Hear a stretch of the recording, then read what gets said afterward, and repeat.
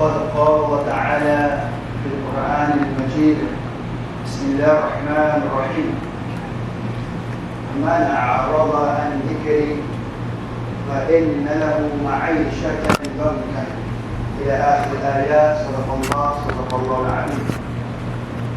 رب يسر ولا تعسر وتمم بالخير بك نستعين يا أرحم الراحمين.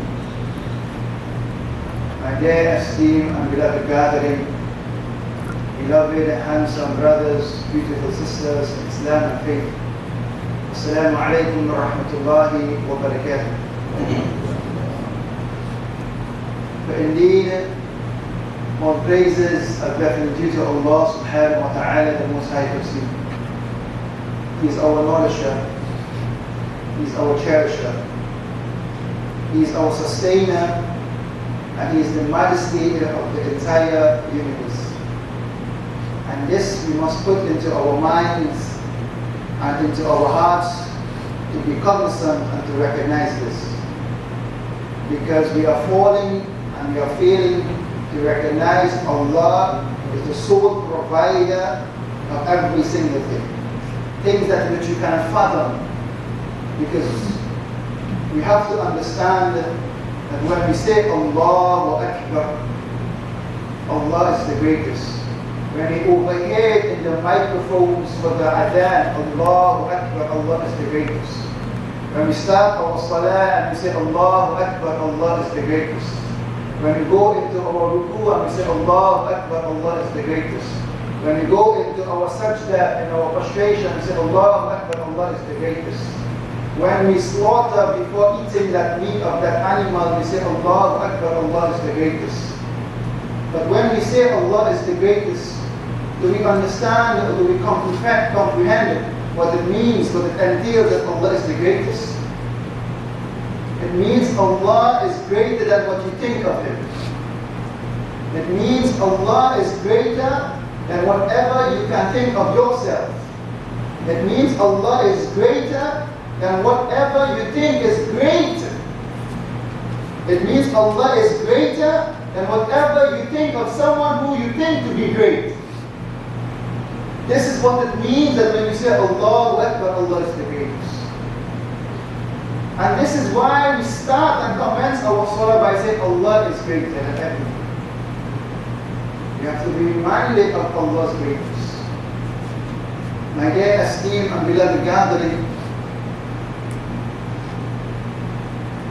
one of the great and prolific scholars of Islam, by the name of Ibn Rajab al-Hanbali, may Allah be pleased with him, he mentioned in his book that indeed there was a great and prolific scholar of Islam, and he was known to be good for his righteousness and his piety, and he was one of the khatib, one of the person who delivered sermons and lectures every Friday in his community. And every Friday in his community, he would stand on the pulpit, he would stand on the minbar, and he would deliver the same lecture over and over. He would deliver the same sermon over and over. He would deliver the speech over and over every Friday. Same thing. So then the people became annoyed of this. You know, like you and I. When we hear something over and over, what is that? Every day speaking about the same thing, man. So the people were just like you and I.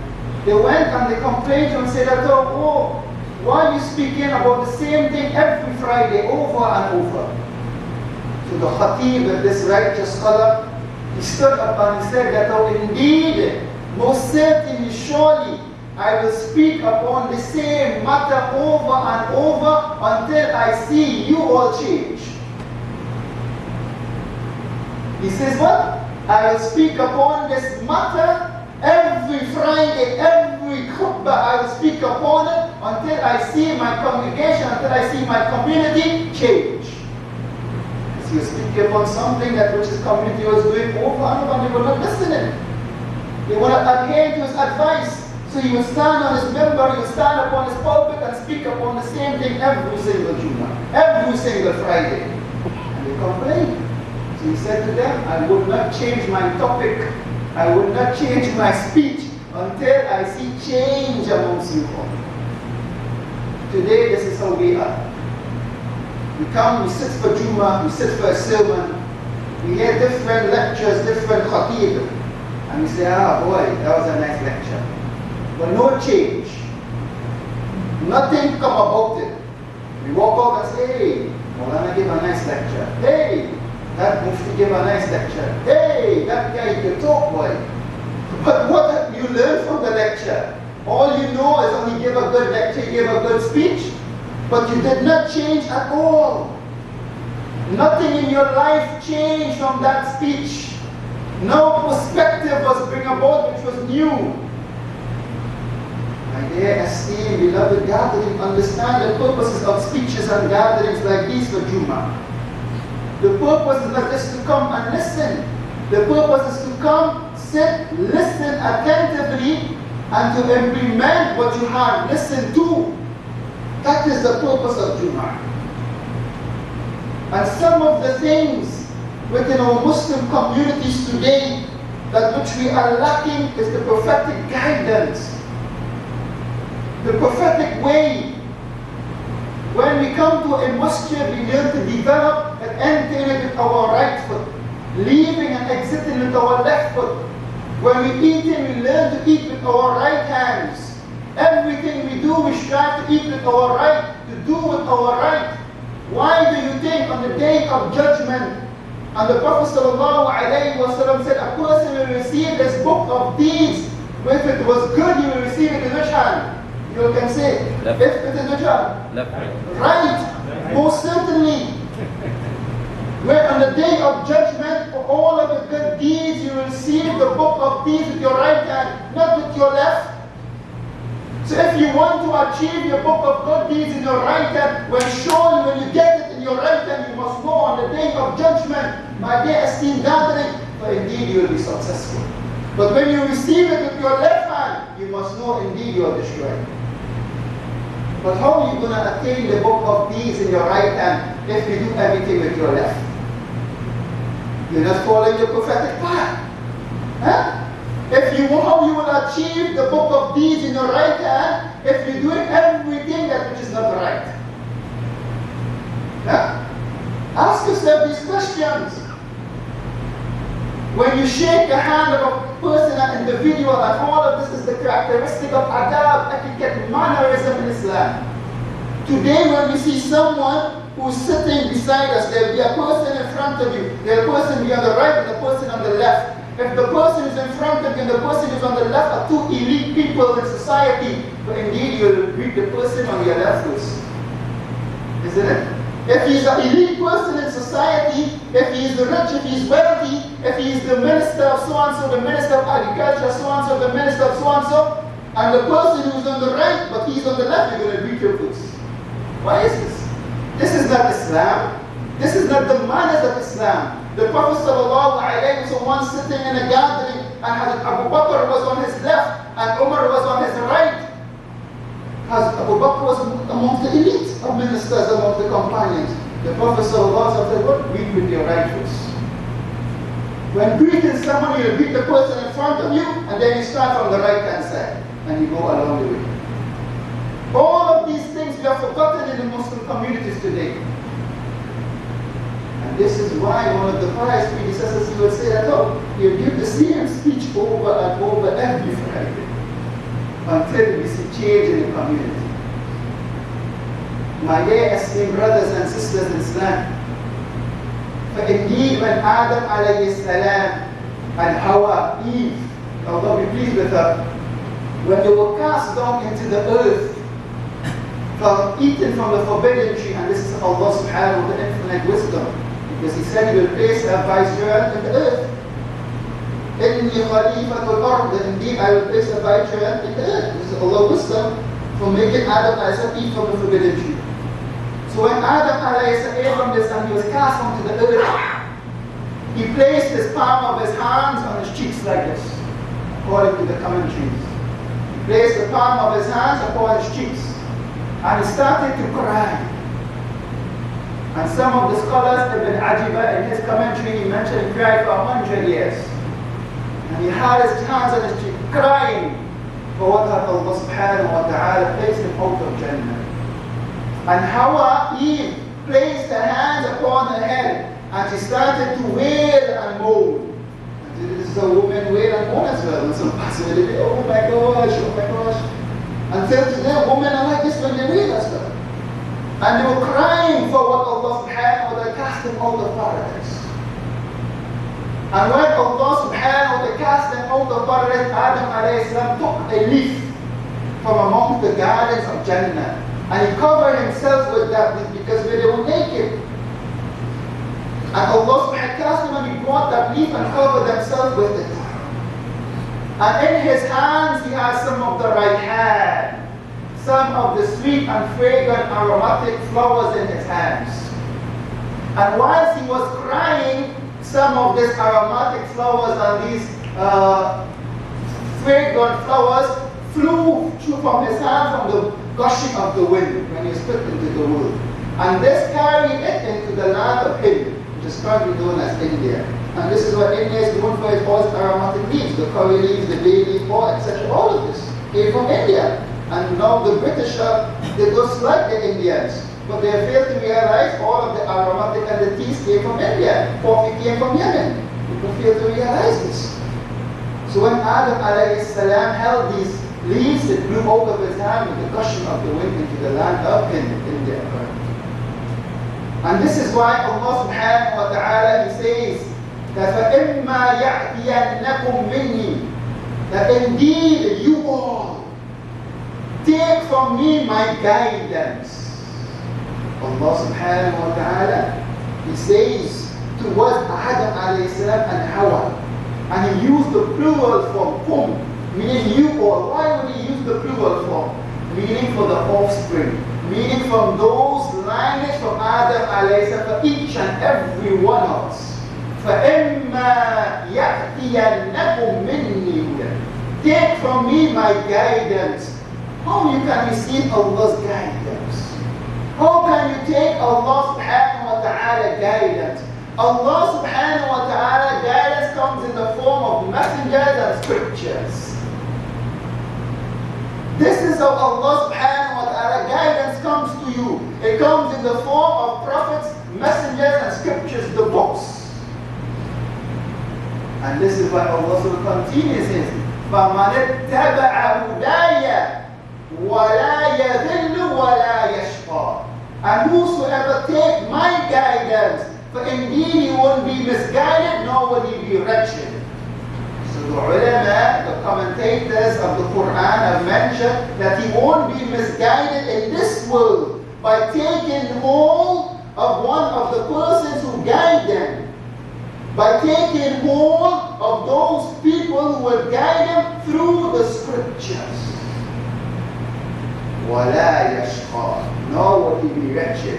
This means that he would be wretched in the hereafter. So meaning what? If you take guidance that comes to you from the form of a messenger, from the form of a prophet, and through the scriptures from the book, and the book today for us as Muslims is Al-Quran al-Kareem.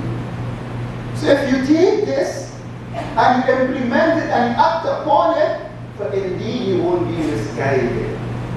And this is why Abdullah ibn Abbas radiyallahu ta'ala anhu, Allah be pleased with him, he said that, oh, man qara al-Quran, the one who reads Quran al-Kareem, the one who reads al-Furqan, for indeed he won't be led astray in this world and in the hereafter. Why do you think we are being astray? Why do you think we are going in the wrong path and we forgetting to do everything with our right? Because we are not reading Al-Quran al-Kareem.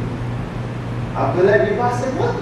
The one who reads Al-Furqan, the criterion, meaning Quran al-Kareem, who reads it, for indeed he will be led astray in this world and in the hereafter.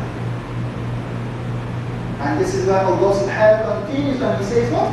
Man a'rada an dhikri, the one whoever turns away from my remembrance, from my reminder, فَإِنَّ لَهُ مَعَاشِيَةً ضَنْكًا, for indeed for him will be a narrow life, a depressed life. The one who turns away from my remembrance. So the scholars, the commentators have mentioned that this is Al-Quran al-Karim, the last and final testament of Allah. Or it is also the one who leads you to the direction of Allah and leads you to the guidance to Allah. For indeed, that is the one who is reminding you of Allah subhanahu wa ta'ala. And this is the person who takes you on a spiritual level. So these are the two. Allah subhanahu wa ta'ala says what? Man a'arada an dhikri, the one who turns away from my remembrance, meaning Quran, or the individual, the person, the scholars of Islam, the imams of Islam, those people who take you, who encourage you to the path, to the way, to the direction of Allah subhanahu wa ta'ala, the Most High FC. Meaning what? You stay close to their companionship. You stay close to them. You do not neglect them. For those individuals, for those people who take you to the path, to the way of Allah subhanahu wa ta'ala. But if a person who has been taken away from the remembrance of Allah, from Al-Quran, from those people, then you remove yourself from those people who lead you to the path of guidance. Allah subhanahu wa ta'ala, فَإِنَّ لَهُ مَعِيشَةً ضَنْكًا, for indeed you will have a depressed life. For indeed you will have a narrow life. So the scholars have mentioned that this narrow, this ma'ayishatan, this depressed life, this narrow life, first can be in the grave. As the Prophet ﷺ mentioned, and this hadith is recorded by Sa'id al-Khudri radiallahu ta'ala, and there's a similar version also in Jami' al-Tirmizi, whereby the Prophet ﷺ said that when a man is being placed into the grave, when a man is being placed in the grave, but indeed the grave suppresses, it squeezes him so much so that his ribs are turned to the opposite direction. I want you to imagine and think about how is your ribs now? How is it? Is it what, curved?